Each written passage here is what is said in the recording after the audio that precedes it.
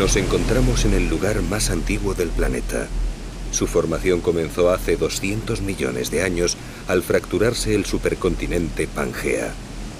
Desde entonces, la devastadora fuerza de la naturaleza no ha dejado de modelarlo, de esculpir las más bellas formas en una tarea de creación que nunca termina.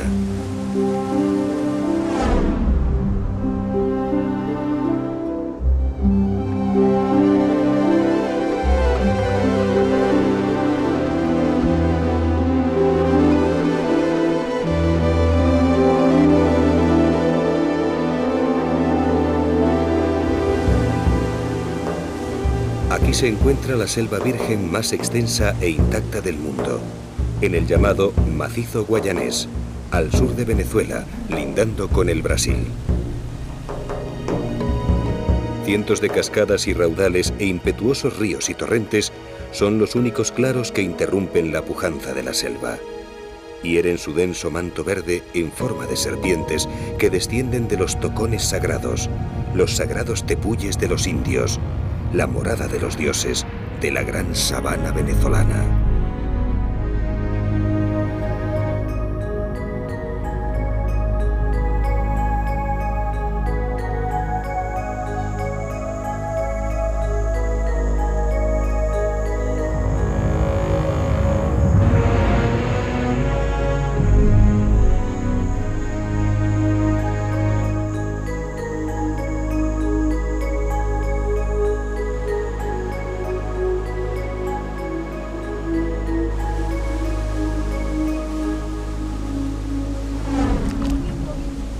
En el interior de este mundo verde anclado en el tiempo, viven hombres adaptados íntimamente a este medio selvático, que aunque fascinante, está lleno de peligros.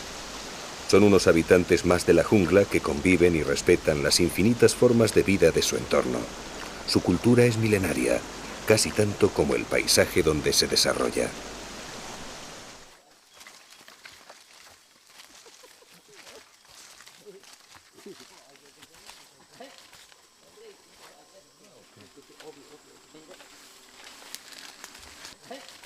Es un escenario de cazadores y cazados, donde cualquier descuido puede alterar el orden de las cosas. El cazador se puede convertir en presa y la presa en un implacable predador.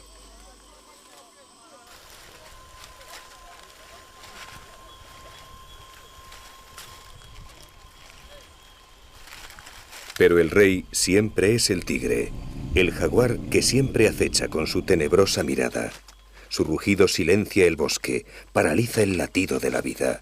La jungla no recupera el aliento hasta que su majestad se cobra el tributo de sangre. Aquí viven indios de diferentes etnias, pemones, maquiritares, panares y otis, divididos en un sinfín de tribus.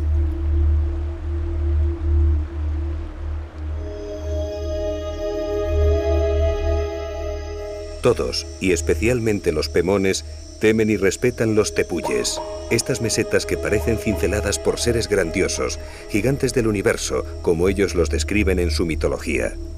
Sin duda, el tepuy más venerado es el Aullantepuy, la montaña del diablo, en idioma pemón.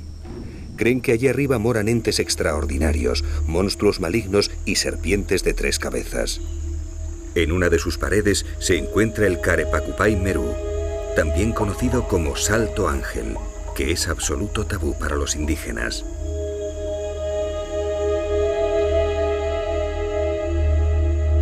En sus ensoñaciones psicodélicas, los chamanes cantan para advertir a los suyos. Cuando caminéis por el bosque o naveguéis por el río Churún, agachar la cabeza y ser respetuosos. No miréis hacia arriba, ser precavidos. Encima del Aullan viven espíritus crueles y perversos que no admiten ser observados. Y si tenéis que ir al cañón del diablo, vuestros ojos no deben ver jamás el gran salto Carepacupay. Detrás de él vive el más poderoso de los dioses. Si le veis, no dudará en daros muerte.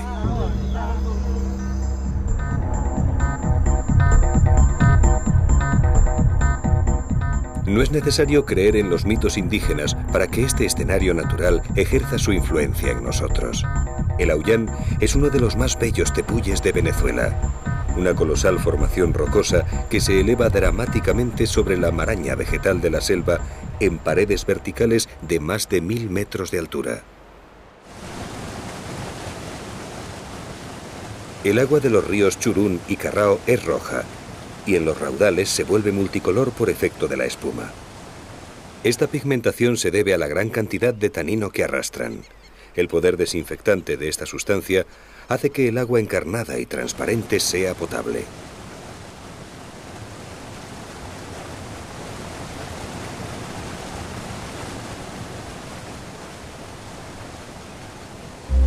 El Churún es tributario del Carrao, que a su vez vierte sus aguas oscuras en las de aluvión, marrones y turbias del Caroní, afluente del Orinoco.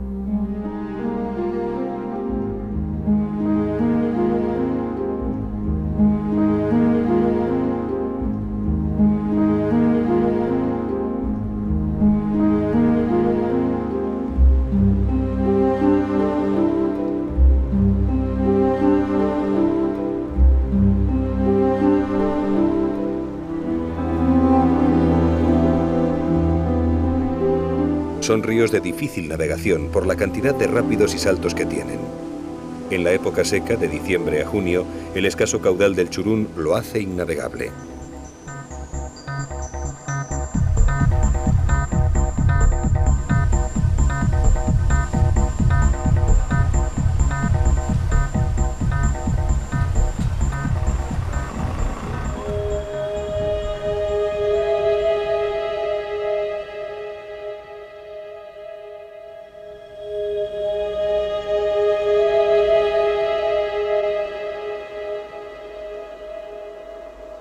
Aquí todo cobra dimensiones ciclópeas. La fuerza de la naturaleza se manifiesta constantemente, creando un ambiente sobrecogedor que ha espoleado desde antaño la imaginación del viajero y ha dado lugar a todo tipo de leyendas. Tal vez por eso, Arthur Conan Doyle se inspiró en Canaima cuando escribió la novela El Mundo Perdido.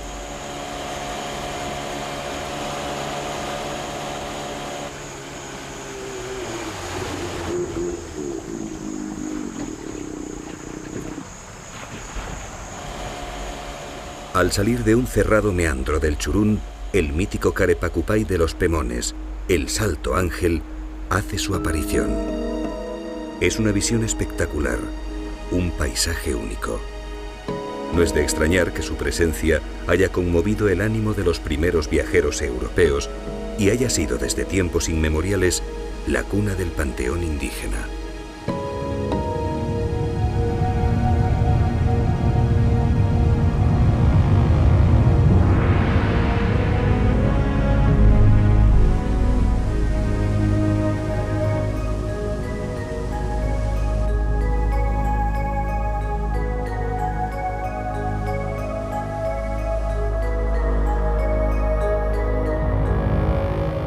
Es el salto de agua más alto del mundo. El caudal acumulado por las lluvias en esta parte de la meseta se precipita al vacío desde una altura de 972 metros, casi 1 kilómetro. Es 17 veces más alto que las cataratas del Niágara.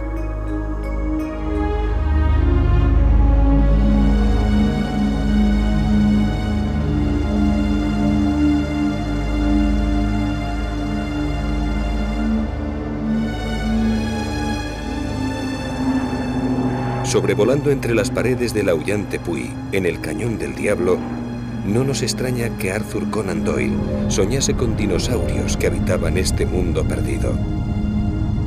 En los 700 kilómetros cuadrados de extensión del Auyán Tepuy, la vegetación y la fauna es distinta a la de abajo. Los tepuyes son restos de una gran meseta que en el Precámbrico ocupaba toda la región. Las especies vegetales que cubrían el antiguo macizo y parte de su fauna han perdurado en las cimas de estos cerros, aisladas por sus altas paredes verticales.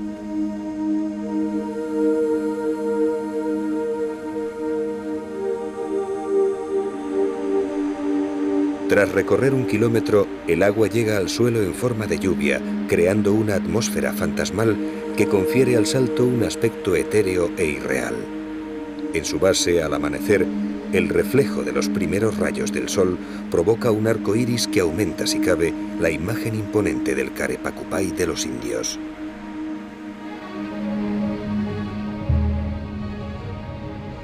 El salto fue visto por primera vez por el explorador de la Guayana, Félix Cardona, en 1927.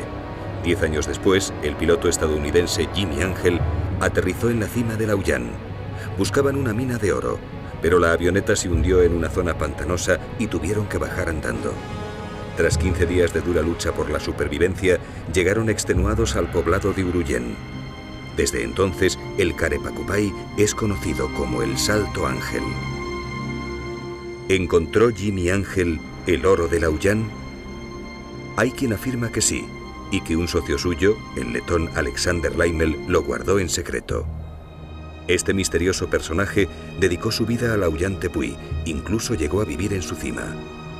¿Qué vio este cartógrafo excéntrico en el Auyán Tepuy? Leimel murió hace unos años sin desvelar sus secretos, pero a los que le conocimos nos habló de mutantes, de seres de otro mundo que habitaban el Auyán, la montaña sagrada de los Pemones. Ahora volábamos hacia el sur, al poblado Maquiritare de Canaracuni, el único claro en la selva en un recorrido de unos 800 kilómetros.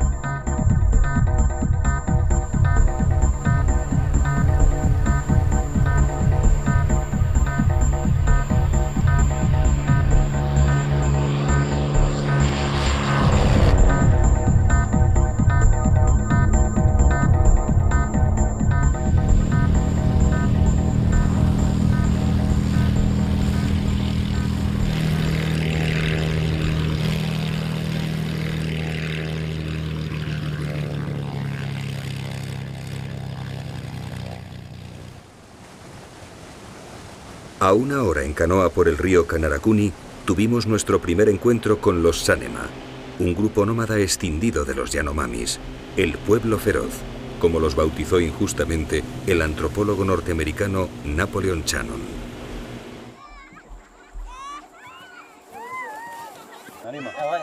Chamán, tú chamán.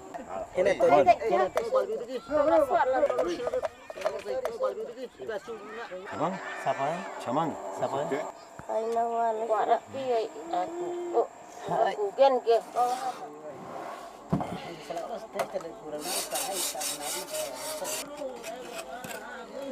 Aunque son del mismo tronco Yanomami, su separación lingüística tuvo lugar hace muchos años, mucho antes de que el francés se separase del español. En la actualidad no se entienden al hablar, aunque sus costumbres son casi idénticas.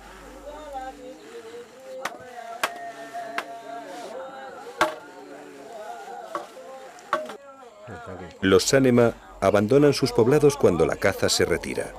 Se trasladan a una zona lejana donde puedan capturar con más facilidad sus presas favoritas, los dantos o tapires y los vaquiros, una especie de cerdo salvaje más pequeño que el jabalí.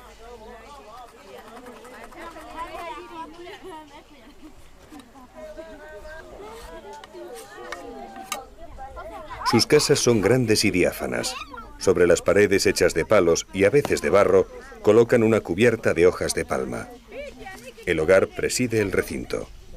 Uno de los extremos es utilizado como almacén de alimentos y de los escasos utensilios que poseen. En el resto del espacio cuelgan sus chinchorros o hamacas, donde descansan y duermen.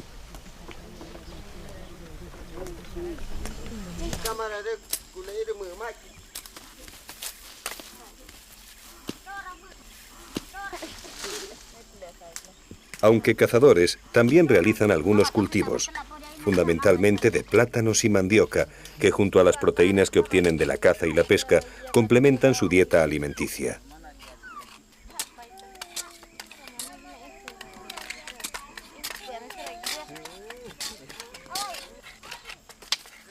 Las fincas de comida pertenecen a la comunidad. Las mujeres son las encargadas de cultivar y recolectar las cosechas. La mandioca es un arbusto de la familia de las euforbiáceas de 1 a 2 metros de alto que desarrolla unas raíces muy grandes en forma de tubérculos carnosos. Son de gran poder alimenticio por la cantidad de almidón que contienen.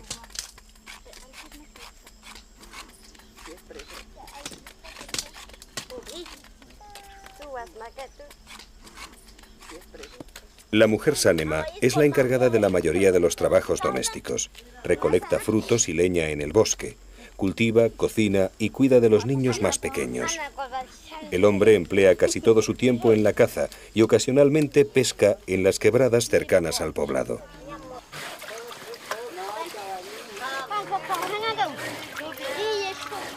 Una vez extraídas, las raíces de mandioca se lavan y se rayan frotándolas contra estos rayos de finas puntas metálicas. Hace unos años, un avión de C-3 se estrelló en el río a poca distancia del poblado. Desde entonces, los sánema han utilizado el aluminio de su fuselaje para fabricar pequeñas puntas metálicas para sus rayos. En ocasiones, sus vecinos yecuanas, como también se llama a los maquiritare, llegan hasta aquí en sus canoas para comerciar con los sánema. Cambian barreños de plástico, machetes, rayos, sal y tela roja por pieles, carne ahumada y pescado seco.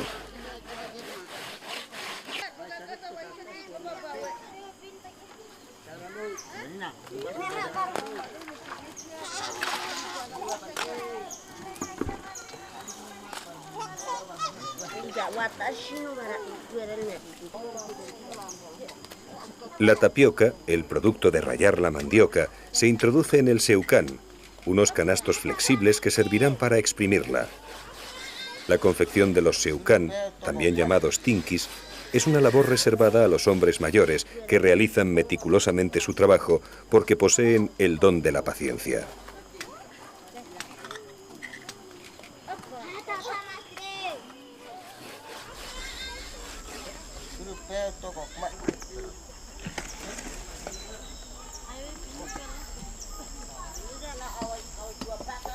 El jugo de la mandioca contiene ácido hidrociánico, que es muy venenoso. Por eso tienen que extraerlo exprimiendo la tapioca en los seucán.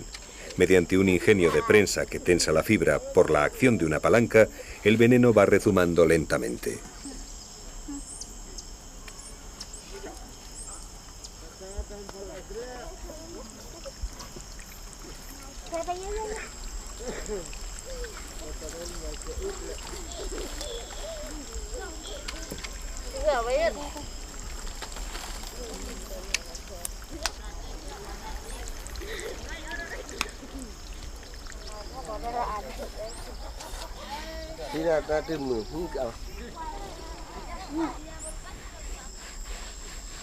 Son adictos al tabaco. Lo mismo hombres que mujeres adquieren un aspecto brutal al acoplarse una gruesa mascada de tabaco entre el labio inferior y la encía.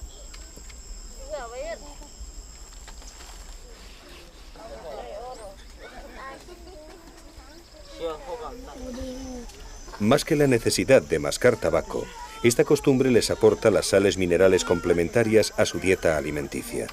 Humedecen las hojas de tabaco y las embadurnan en cenizas. Poco a poco van moldeando la mezcla hasta conseguir un rulo prensado que se introducen en la boca. Como tantas otras cosas que son comunales entre los sánema, las mascadas de tabaco también se comparten. Viajan de boca en boca con la mayor naturalidad.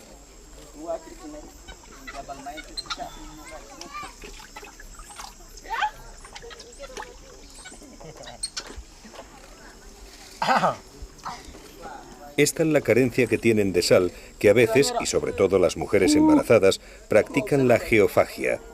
Comen tierra. Excavan las vetas salobres de las orillas del río e ingieren puñados de tierra.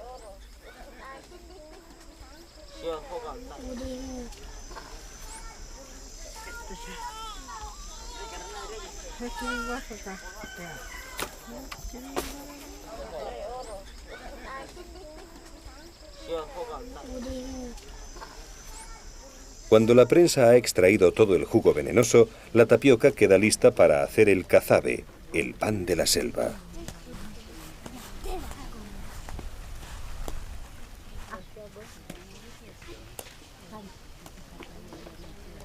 La tapioca la pueden cocer y luego envolver en hojas de bananera o tostarla encima de una chapa metálica para hacer las tortas de cazabe.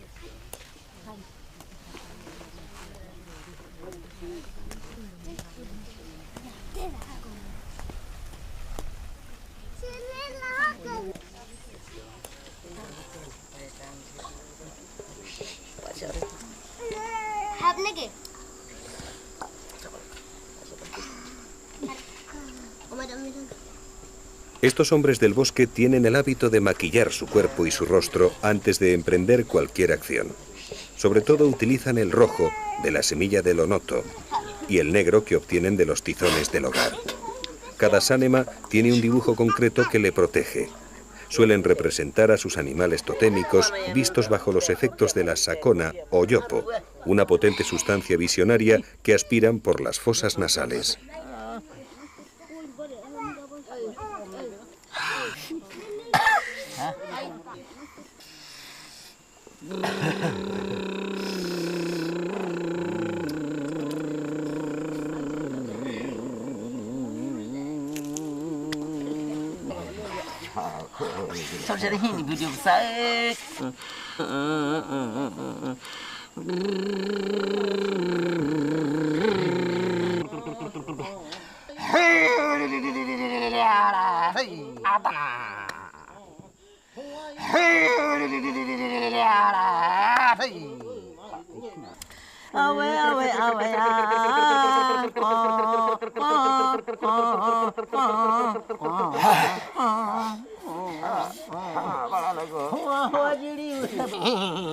Los efectos de la sakona son casi inmediatos. Ahora, la simbiosis con la dimensión mágica de la jungla es absoluta. Desde su atalaya psicodélica pueden ver a los espíritus de la selva sin ser vulnerables a su influencia y encontrarse con su moresby, una parte del alma del sánema que mora en un animal determinado del bosque, convirtiéndolo en su protector.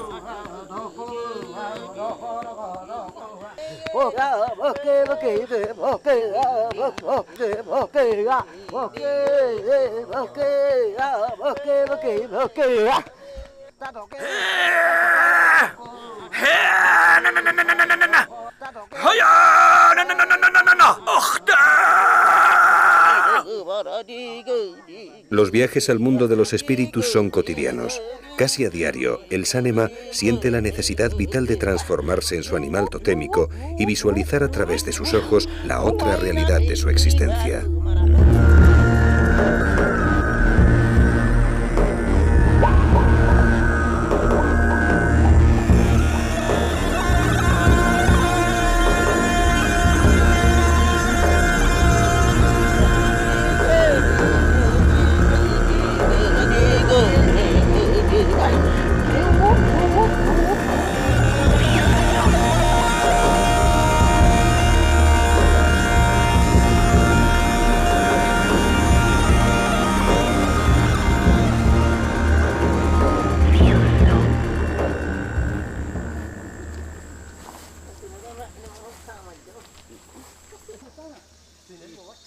Bajo la protección de sus pinturas rituales, las partidas de caza se adentran en la espesura de la selva primigenia más antigua del mundo. Junto con el Amazonas, forma parte del pulmón vegetal más grande del planeta, un patrimonio de la humanidad que todos tenemos la obligación de preservar. Los cazadores permanecen inmóviles, al acecho, en silencio, esperando que alguna presa se mueva para lanzarse al ataque. Al poco tiempo, la jungla comienza a sonar. Los animales recobran la confianza sin percibir la presencia de una inteligencia superior que interpreta cada ruido que provocan al instante. El hombre está cazando, y hasta el propio rey jaguar busca cobijo en la penumbra de la selva y se doblega abrumado ante la esencia humana.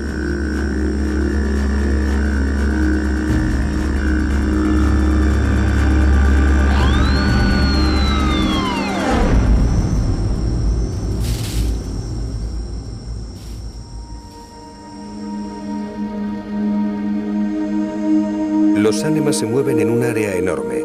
Se les puede encontrar cerca de cualquier río, en el sur del macizo guayanés, principalmente en la cuenca del Caura. Este caudaloso río, afluente del Orinoco, está lleno de raudales y cataratas que dificultan su navegación y la penetración de intrusos en una de las zonas menos exploradas de Venezuela. Son aguas muy peligrosas. Las fuertes corrientes del río forman poderosos remolinos capaces de engullir a un hombre.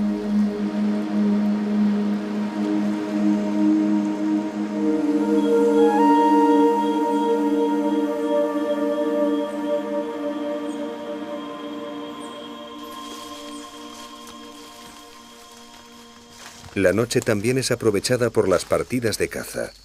Es cuando la selva se vuelve más peligrosa.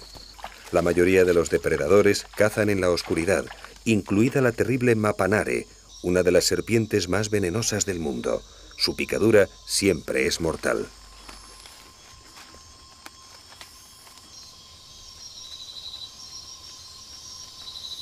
Pero los Sanema saben bien dónde pisar en este mundo que dominan hace más de 3000 años.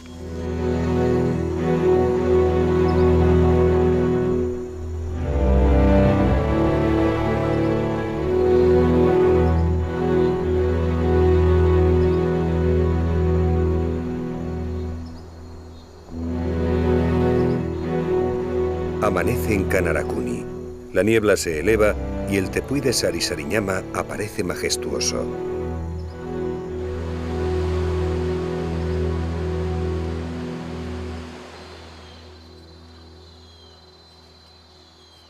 Los jóvenes Yekuana Makiritare, vecinos de los Sanema, preparan sus cerbatanas.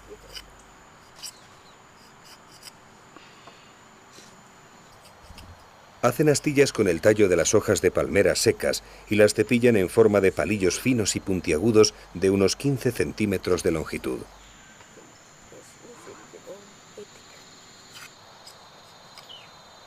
En la parte posterior de los dardos enrollan unas fibras de textura algodonosa de un grosor igual al diámetro del cañón de las cerbatanas.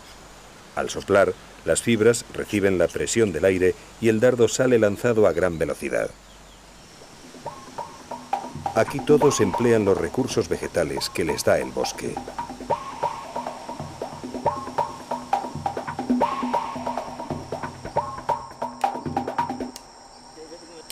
Antes de emprender la cacería, deben envenenar los pequeños dardos, que por sí solos no matarían a ninguna presa.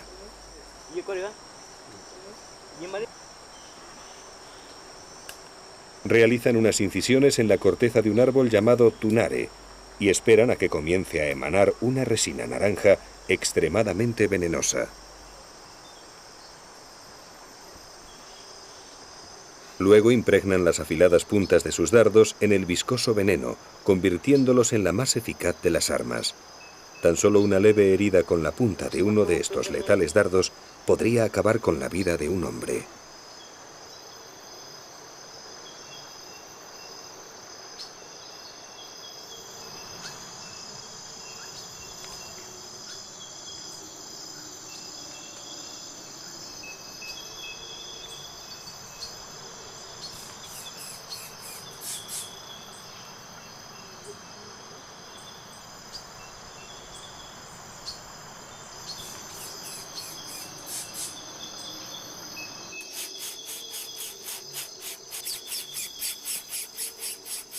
Son unos especialistas en las técnicas del reclamo.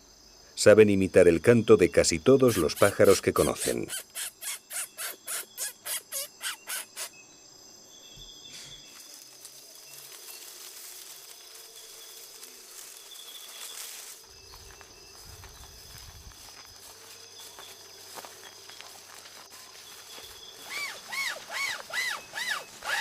Cazan todo tipo de aves. Para el Yekuana, todo aquello que vuela es comestible.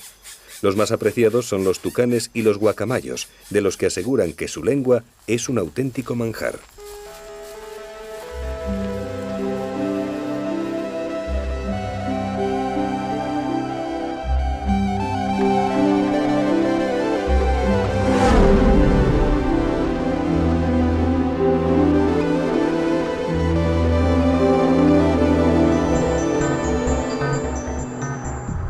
Desde Kanarakuni sobrevolamos el tepuy de Sarisariñama. Arriba la vegetación es tan exuberante como abajo, pero este tepuy encierra un fenómeno extraordinario. Aquí se encuentran la cima de hundimiento más voluminosa del mundo y la cuarta en profundidad absoluta.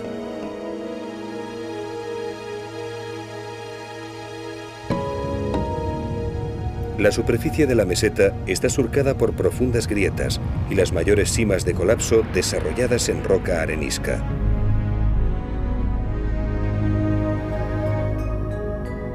La más grande tiene 352 metros de boca por 350 metros de profundidad vertical, y 502 metros de diámetro en el fondo.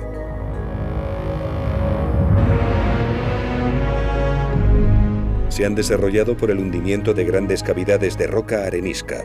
Poseen un sistema propio de drenaje formado por corrientes que se originan en sus paredes y bordes y terminan desapareciendo por vía subterránea.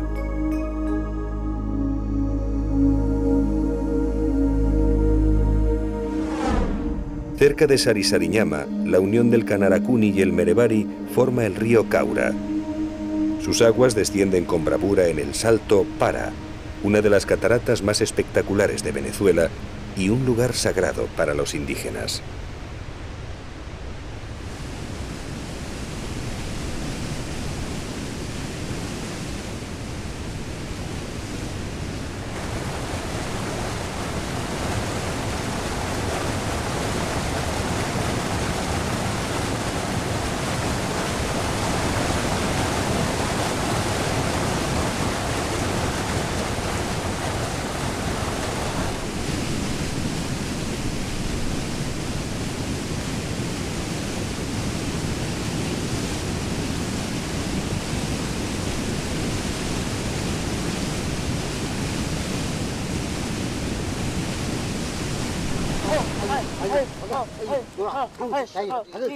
Al poblado Sánema han llegado unos parientes del río Itucu.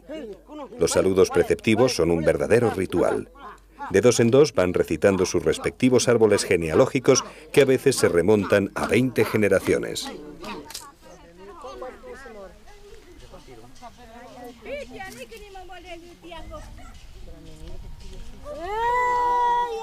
Mientras, la vida cotidiana sigue su lento transcurrir. Los Sánema trabajan lo mínimo necesario para comer y sentirse cómodos en el poblado. Pasan mucho tiempo ociosos o entregados a entretenimientos sencillos, casi infantiles.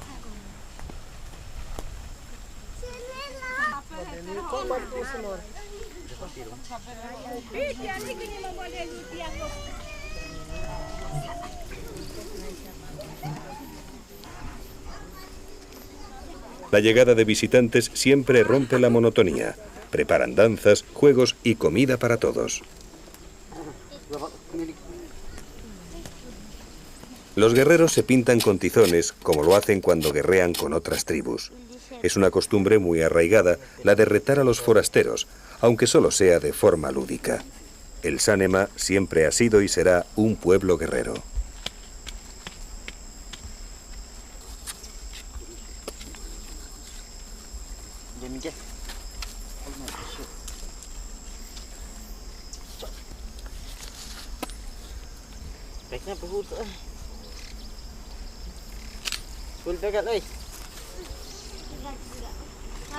Los visitantes entran en el poblado con sus arcos armados.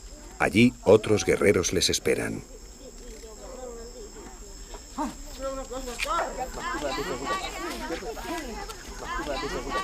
Las puntas de las flechas están envueltas en hojas de platanera para que no hieran a nadie.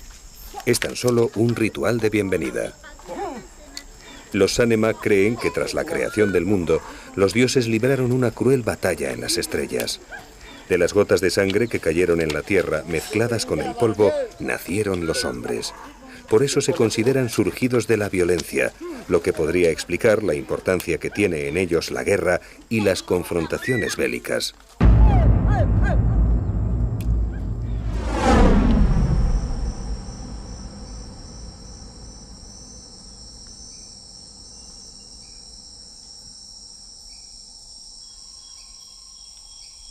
Siempre están vigilantes observando el bosque que les rodea. Los enemigos siempre llegan a través de él. Esa maraña forestal, que aquí es especialmente tupida. En el macizo guayanés, la selva se desarrolla en un suelo granítico. Los árboles se ven obligados a sujetarse mediante raíces aéreas y de superficie. Por eso, hay zonas donde el bosque se hace casi impenetrable.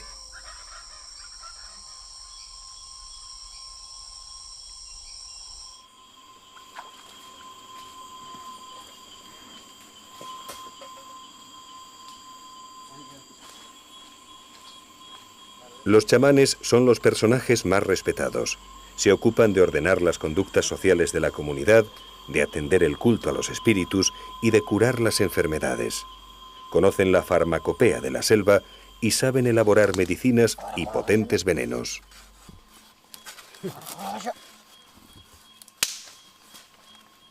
Son los encargados de la recolección y preparación de la sacona o yopo. Buscan en el bosque el árbol llamado amaí. Cuanto más grande y adulto sea, más fuerte será el alucinógeno que obtengan.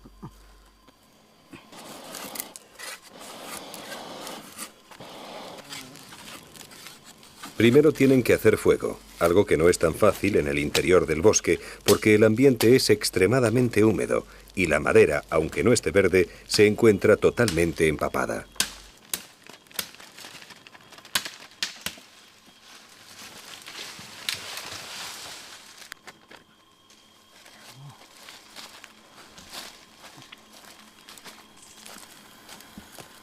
Lo encienden con un tizón candente que han traído desde el poblado. Aunque a veces consiguen fósforos de los yecuanas, siempre mantienen un fuego encendido en el pueblo. Cuando alguien quiere encender otro fuego, lo hace cogiendo algunas brasas. Así ha sido desde el principio de los tiempos. El fuego nunca se apagaba. Siempre había alguien elegido por el chamán que tenía la suprema misión de mantenerlo vivo. Incluso había guerras por el fuego. Cuando un grupo se quedaba sin él, atacaba a otro para robarle las brasas.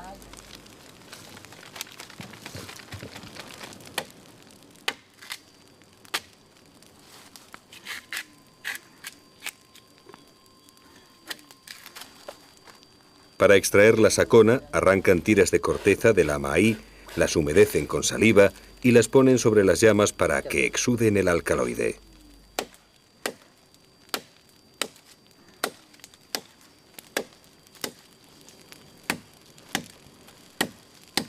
La sabiduría de los chamanes está provocando una nueva invasión de la selva. Primero fueron los buscadores de caucho y luego los de oro. Ahora, los laboratorios farmacéuticos se han lanzado a la búsqueda de los conocimientos botánicos de los chamanes. Son menos violentos, no organizan matanzas de indios como los anteriores, pero su presencia y los objetos occidentales que llevan para negociar con ellos desequilibra la cultura de estas comunidades indígenas. Son una nueva peste que se suma a las anteriores.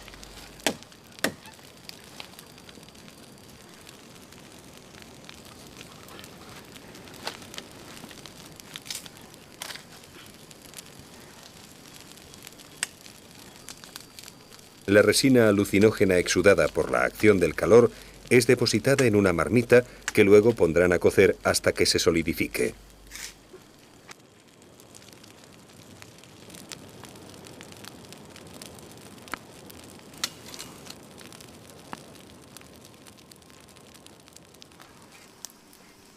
La sacona se puede clasificar dentro del grupo de fármacos indólicos enteogénicos.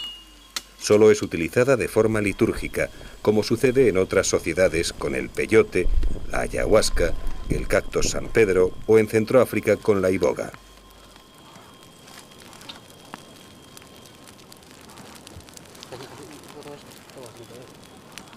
Antes de regresar al poblado, uno de los chamanes prueba la eficacia del preparado.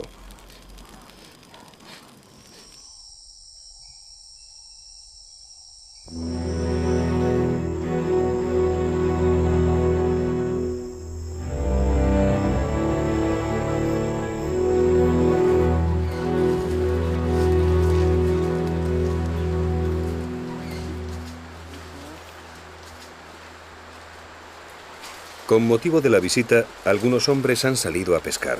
Para ello tienen que recolectar primero las lianas de barbasco.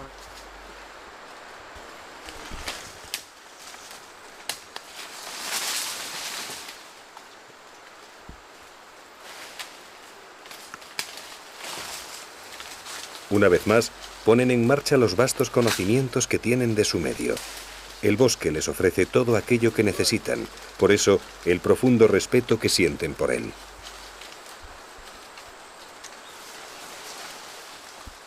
Aquí dentro viven los espíritus de sus antepasados junto a otros que son propios de la selva.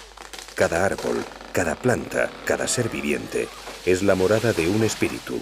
Por eso, cada vez que cortan un árbol o extraen algo del bosque, los chamanes tienen que solicitar permiso a sus deidades.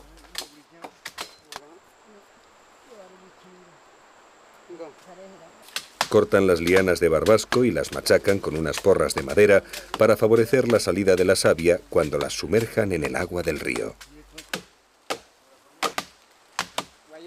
Estas comunidades son autosuficientes. Pertenecen a esta tierra tanto como la propia jungla. No conocen otro mundo más allá del límite del bosque. Son felices por sentirse arraigados a sus costumbres. Pero todavía hay iluminados que llegan hasta aquí para hablarles de los dioses verdaderos de Occidente, para negarles su cultura, para sumirlos en la confusión y en la amargura. Son algunos misioneros, especialmente los de algunas sectas protestantes como la de Nuevas Tribus, que se dedican a la conversión de los infieles como histéricos y ocasionan verdaderos desastres con sus ridículas prédicas trasnochadas. Hemos conocido indios llenos de hongos porque un día pasaron unos misioneros por su comunidad y se avergonzaron de su desnudez. Los vistieron con camisetas de deportes, pero ni les enseñaron a lavar la ropa ni les dieron jabón. Hoy no son indios desnudos, sino indios harapientos y llenos de parásitos.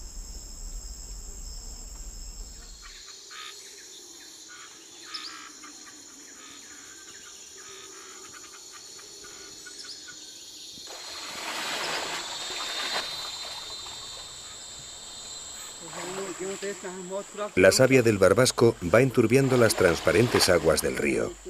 No se trata de un veneno propiamente dicho, no deja residuos ni contamina. El barbasco absorbe el oxígeno del agua, por eso los peces se ven obligados a salir a la superficie para respirar. Es entonces cuando los atrapan sin dificultad. Al poco tiempo, el barbasco es arrastrado por la corriente y desaparece sin que el río sufra ninguna consecuencia.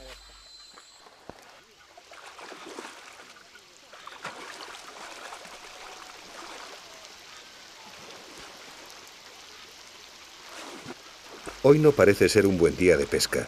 Los pescadores miran fijamente el agua, pero los peces no salen y para colmo, el sol de hace unos minutos ha dado paso a una tormenta, algo muy frecuente en esta latitud, donde el clima puede cambiar varias veces en un mismo día.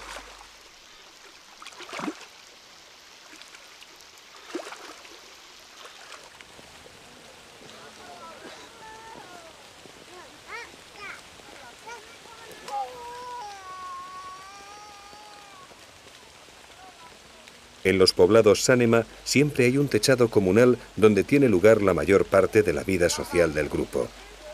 Por las mañanas, las mujeres Sánema tienen la costumbre de reunirse aquí para pintarse el rostro y el cuerpo con dibujos clánicos o esotéricos.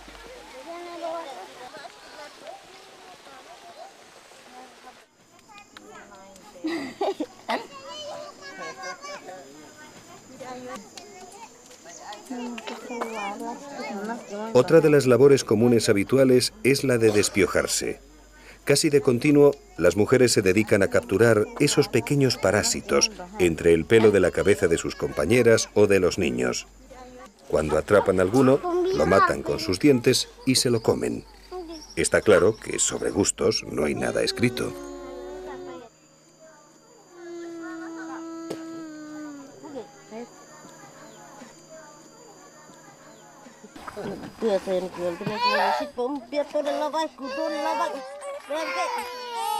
A modo de colirio, el jugo de esta liana calma la irritación de los ojos del niño. Conocen innumerables remedios para muchas de las dolencias que padecen. Pero la enfermedad aquí tiene una trascendencia religiosa por residir su etiología en la magia y los hechizos. Por tanto, aparte de las recetas de pócimas y ungüentos que aplican a los enfermos, los chamanes deben trasladarse al otro lado, al país de los espíritus, para recibir sus consejos. Ellos son los únicos capaces de deshacer los embrujos.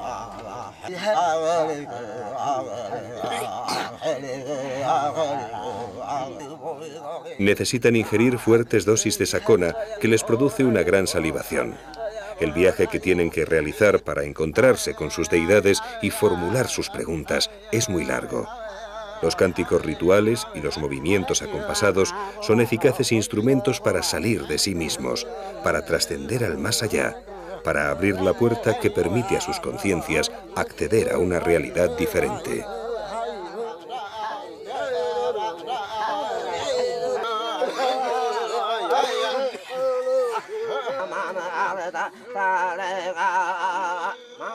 En este caso tratan de curar a un niño que sufre dolores de tripa. Su madre cree que un chamán de otro poblado cercano le ha mandado este mal por encargo de un hombre que la pretendía y fue despreciado por ella.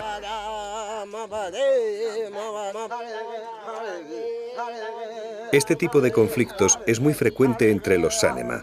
El problema es que hay menos mujeres que hombres y eso ocasiona constantes disputas. Son frecuentes los raptos y las consecuentes reyertas entre tribus y poblados.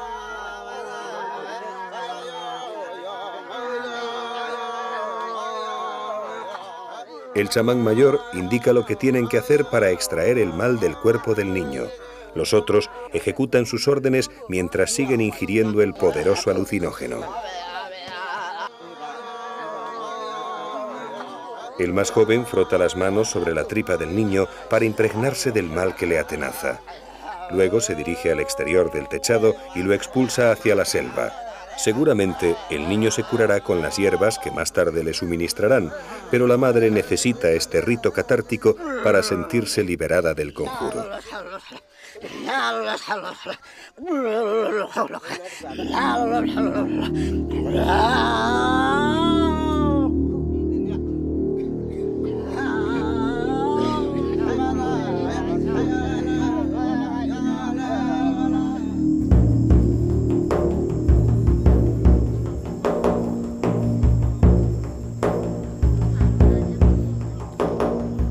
Las mujeres se preparan para la danza que tendrá lugar a la caída del sol. Confeccionan unas faldas con hojas de platanera, separando los nervios y cortándolas por la mitad.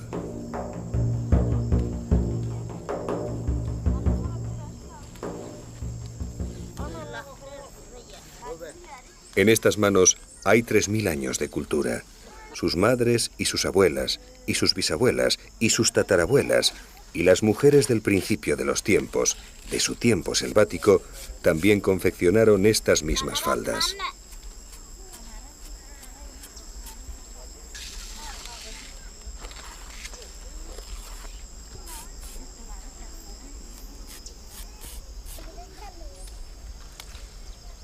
Es un mundo que se acaba.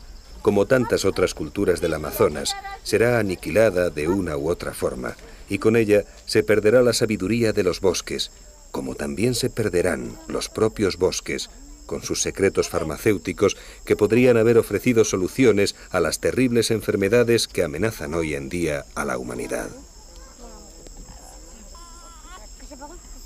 Mientras tanto, los cuerpos de las mujeres Sanema seguirán luciendo el plumón ceremonial o las fibras algodonosas, las mismas que utilizan en las fiestas de defunción, donde adquieren las cualidades que tenían sus parientes muertos al ingerir sus cenizas mezcladas con una papilla de plátano.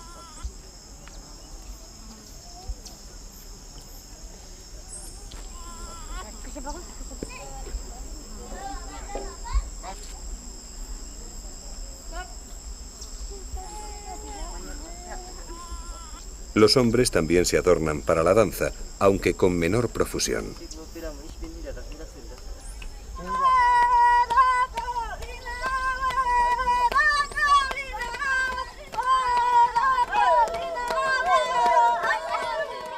Lo cierto es que nuestros amigos del bosque no brillan mucho como bailarines. Sus danzas son escuetas y monótonas, pero ponen de manifiesto una vez más el carácter risueño y jocoso que poseen. Aquí termina nuestro fascinante viaje por el macizo guayanés en Venezuela y a través del tiempo con los indios Sanema. Quizás ahora aquellos que nos hayan seguido sientan la misma necesidad que nosotros de proteger este mundo único que puede desaparecer para siempre.